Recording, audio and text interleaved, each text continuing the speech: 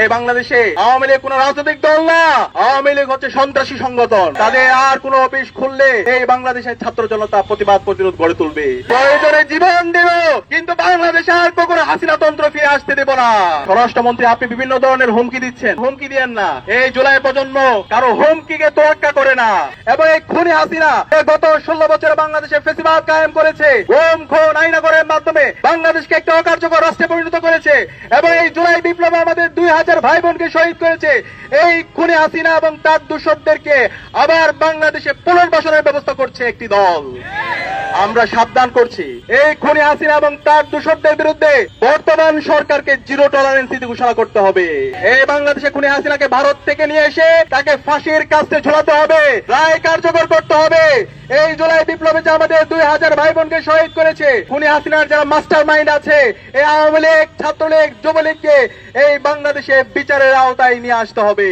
তাদের আর কোন অফিস খুললে এই বাংলাদেশের ছাত্র জনতা প্রতিবাদ প্রতিরোধ গড়ে তুলবে। এই বাংলাদেশে আওয়ামী লীগ কোন রাজনৈতিক দল না, আওয়ামী লীগ হচ্ছে সন্ত্রাসী সংগঠন। এই আওয়ামী লীগ দেশের স্বাধীনতা সার্বভৌমত্বের জন্য হুমকি। সুতরাং এই আওয়ামী লীগকে এবং খুনি হাসিনার দোষরদেরকে এই বাংলাদেশে বিচারের আওতায় নিয়ে আসতে হবে। এবং সারা দেশব্যাপী ধর্ষণ হচ্ছে, যে সন্ত্রাস হচ্ছে, যে মাফিয়া তন্ত্র হচ্ছে, এই সন্ত্রাসীদেরকে দ্রুত সময়ের মধ্যে অ্যারেস্ট করে তাদেরকে বিচারের আওতায় নিয়ে আসতে হবে। ঢাকা বিশ্ববিদ্যালয়ের শিক্ষার্থীর উপর এবং সাংবাদিকদের উপর এই সোহরাওয়ার্দী উদ্যানে পুলিশ হামলা করেছে। আমরা এই ধরনের পুলিশি রাষ্ট্র দেখতে চাই না, যে পুলিশ আমার সাংবাদিকদের উপর হামলা করে, আমার ভাইয়ের উপর হামলা করে, আমার বোনের উপর হামলা করে। সুতরাং এই পুলিশের যারা এই নাগরিকদের উপর হামলা করেছে তাদেরকে বিচারের আওতায় নিয়ে আসুন। এই পুলিশের বিরুদ্ধে ব্যবস্থা না নিয়ে বরং তাদেরকে আরো পদোন্নতি দেওয়া হচ্ছে।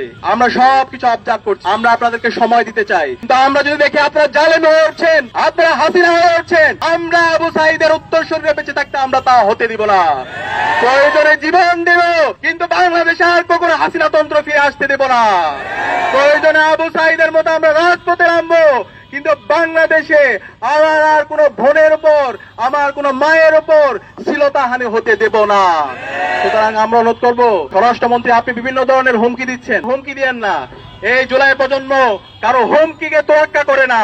ঢাকা বিশ্ববিদ্যালয়ে 15 জুলাই খুনি হাসিনা এবং তার দূষররা, নিষিদ্ধ ছাত্রলীগ আমাদের বোনদের উপর হামলা করেছিল। পরবর্তীতে বাংলাদেশে যে গণ বিপ্লব হয়েছে, সেই বিপ্লবের মাধ্যমে খুনি হাসিনা এই দেশ থেকে পালাইছে। সুতরাং সাবধান করছি, আর কোন আমার মা বোনদের উপর যদি হামলা হয়, আমার মা বোনদেরকে যদি বিভক্ত করা হুমকি দেওয়া হয়, আর কোন যদি দর্শন হয়, দর্শনের পর যদি বিচার না হয়, তাহলে আমরা আবার রাজপথে নেমে আমরা গণপ্রতিরোধ করে তুলবো ইনশাআল্লাহ।